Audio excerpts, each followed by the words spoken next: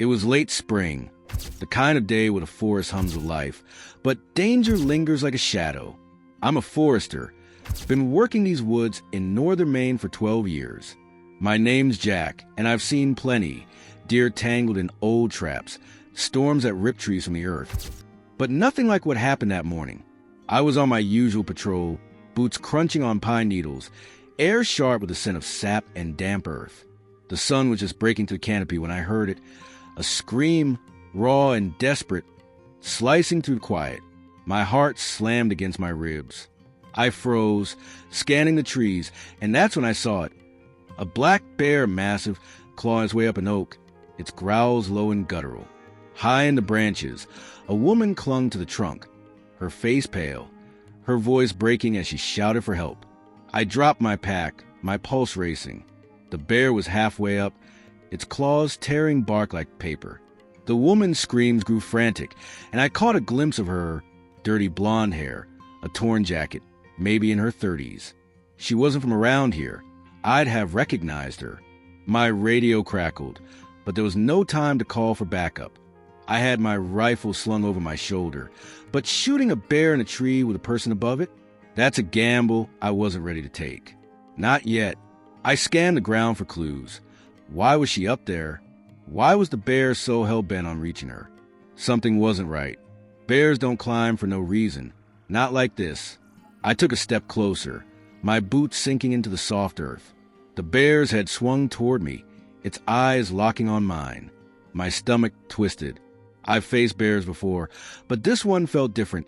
Angry, almost protective. I shouted, waving my arms, hoping to scare it off. It paused, snarling, but didn't back down.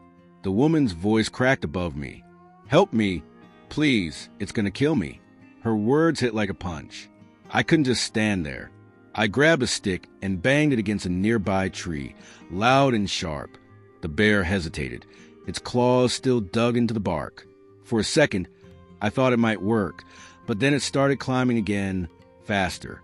My mind raced. 12 years in these woods, and I'd never felt this kind of dread. I thought of my brother, Tom, who died out here 5 years ago, lost a storm that turned the forest into a death trap. I swore I'd never let anyone else get hurt on my watch. Not if I could help it. I unslung my rifle, hand shaking, but I didn't aim. Not yet. I needed to know more. Why was she up there? Was she hurt?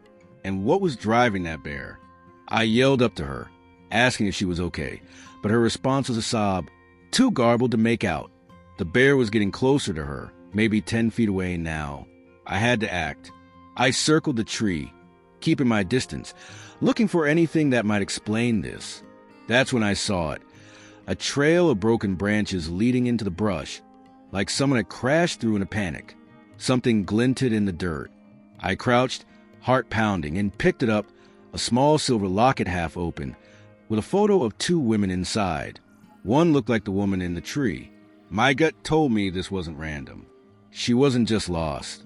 Something, or someone, had led her here. The bear's growl snapped me back. It was almost at her now, and her screams were fading, like she was running out of strength.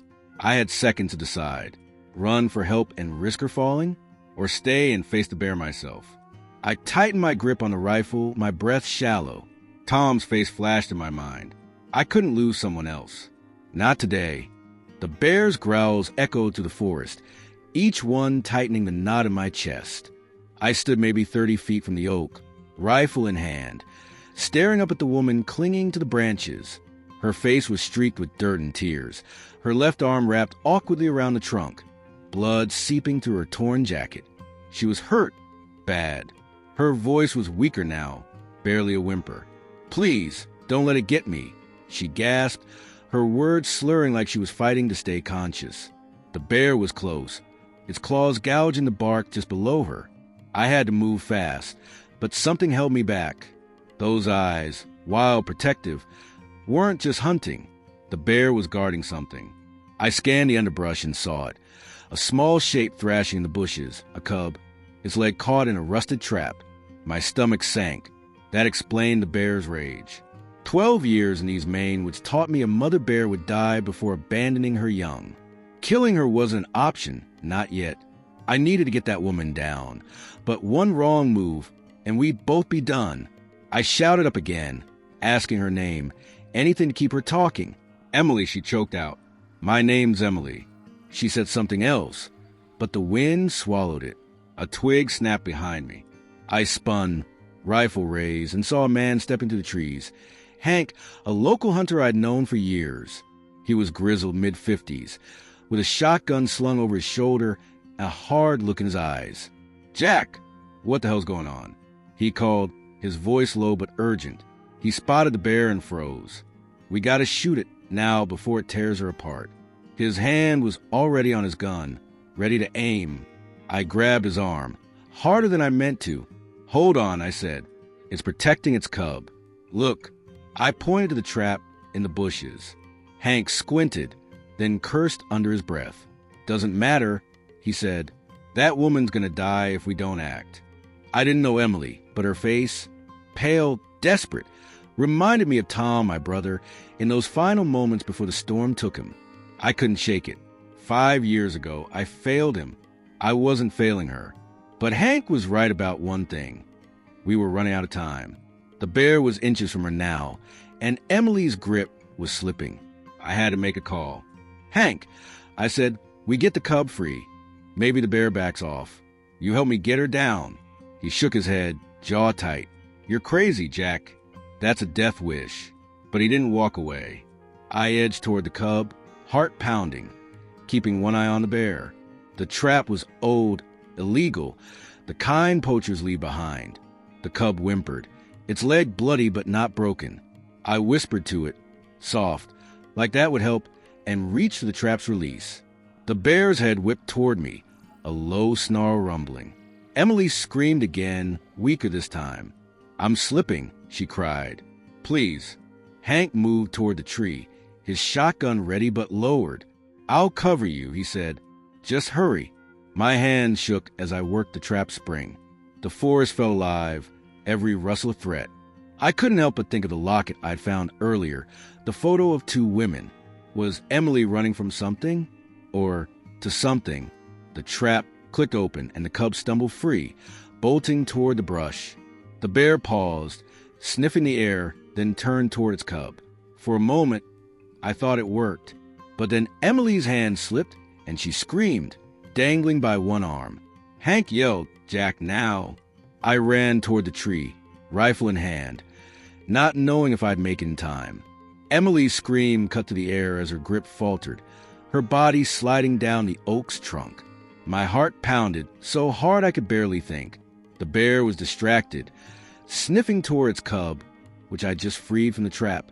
Hank, the hunter, was already moving, his shotgun low but ready. Jack, get her down. I'll watch the bear, he shouted, his voice steady despite the chaos.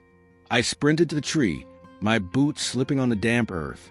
Late spring in these Maine woods meant mud and unpredictable ground, but I couldn't let that stop me. Emily's face was ghostly white, her left arm bloody and limp. I'm here. Emily, hold on, I called up, my voice shaking. She nodded weakly, her eyes wide with fear. I climbed the lower branches, my rifle slung across my back, the rough bark scraping my hands. The bear growled, its head swinging between its cub and us. Hank stood his ground, his shotgun trained, but not firing. Don't do anything stupid, Jack, he muttered. I ignored him. 5 years ago, I'd stood frozen while my brother Tom died in a storm not far from here. That guilt drove me now. I reached Emily, grabbing her good arm. Leaning to me, I said, she was trembling, her breath shallow. My sister, she whispered. I was looking for her.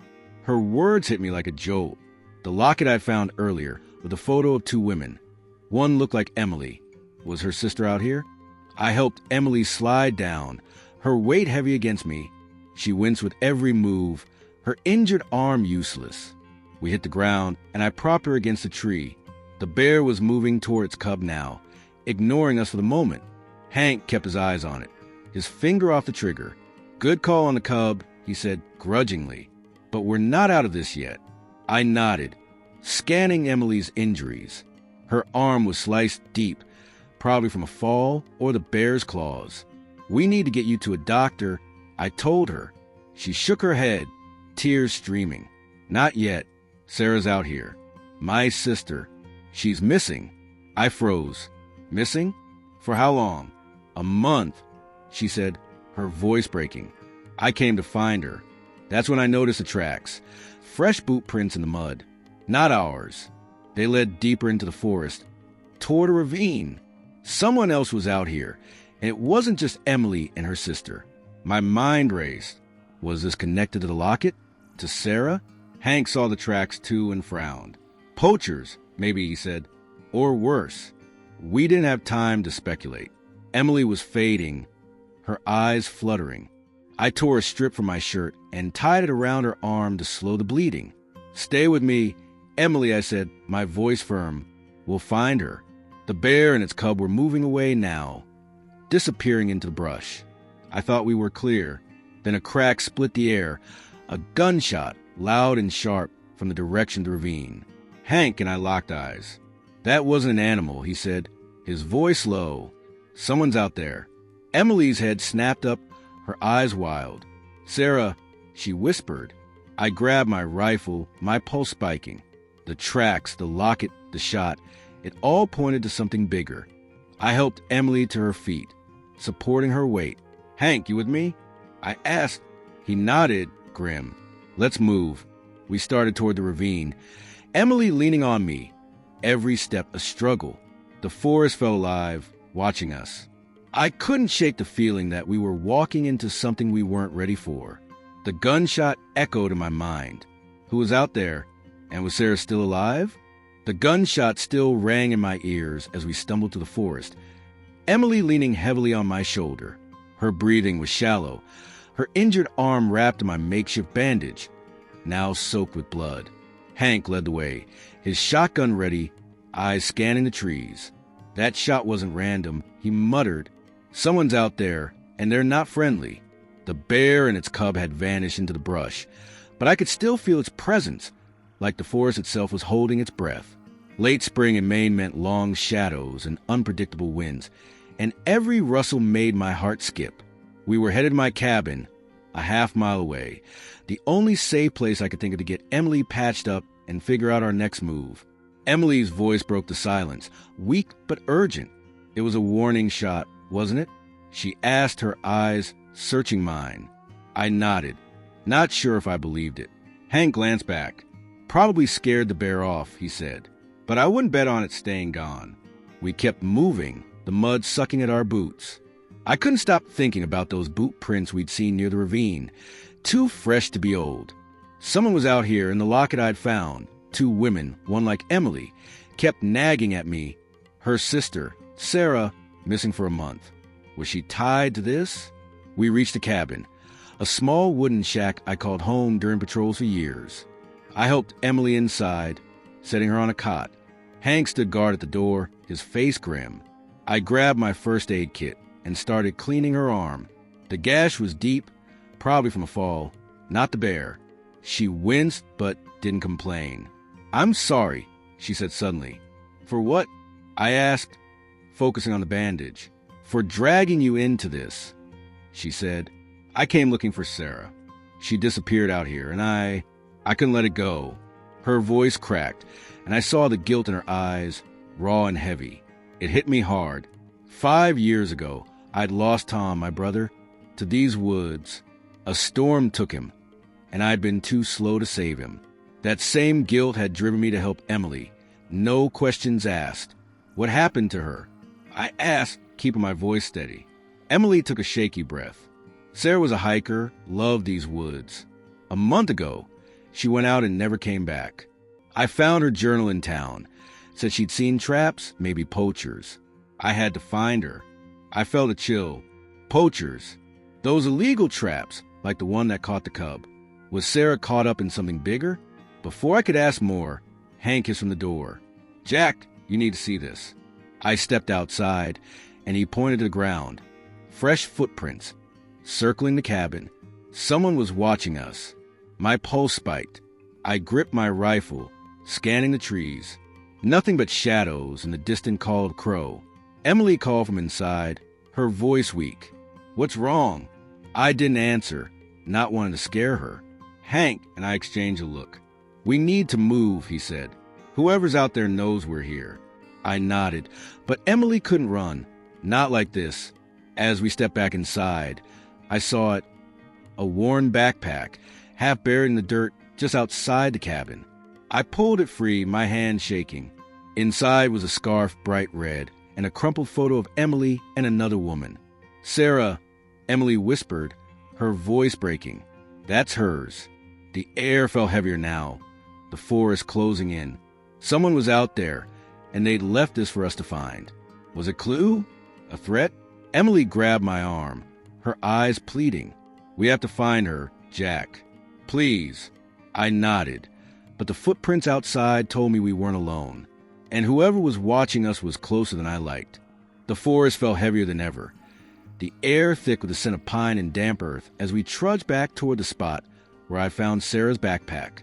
Emily leaned on me, her injured arm bandaged but still useless, her face set with a stubborn hope that scared me almost as much as the footprints we'd seen circling my cabin. Hank followed close, his shotgun gripped tight, his eyes darting to every shadow. "Those prints weren't random, Jack," he muttered. "Someone's playing games." I nodded, my rifle heavy in my hands. The red scarf and photo from the backpack, Sarah's, burned in my mind. Emily's sister was out here, and the fresh tracks we'd seen led toward an old mining shaft a quarter-mile away.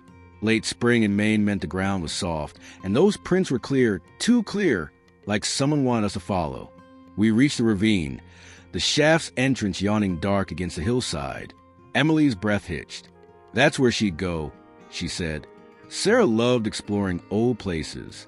I squeezed her shoulder, trying to keep her calm. "Stay close," I said. Hank took the lead, his flashlight cutting through the gloom as we stepped inside. The air was cold, stale, and the faint drip of water echoed. My heart pounded, memories of Tom flashing, his body lost in these woods 5 years ago. I pushed it down. "Focus, Jack." Emily needed me. We followed the tracks deeper, mud giving way to stone. Then we heard it.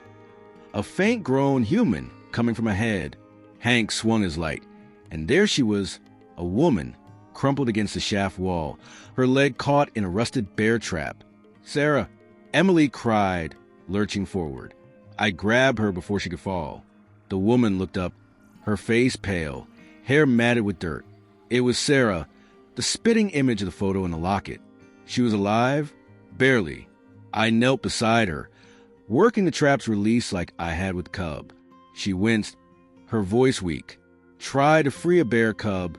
Got stuck," she said. "Poachers, they're still out here." My gut twisted. Poachers again. The same ones who'd set the trap, that caught the cub? The ones who'd been watching us? Hank helped me lift Sarah, her weight light but fragile. "We've got to move," he said. "This place isn't safe." Emily clung to her sister, tears streaming. "I'm so sorry, Sarah," she whispered. "I thought I'd lost you." Sarah squeezed her hand, too weak to speak more. We started back toward the entrance, but a low rumble stopped us, rocks shifting above. The shaft was old, unstable. Hank cursed. "We need to go now." We moved fast, me supporting Sarah, Emily limping beside us. Dust fell from the ceiling and my chest tightened. Were we being herded? Those footprints, the shot, the backpack. Someone was pulling strings. We burst out into the sunlight, the forest alive around us. No sign of the bear, no sign of whoever was watching.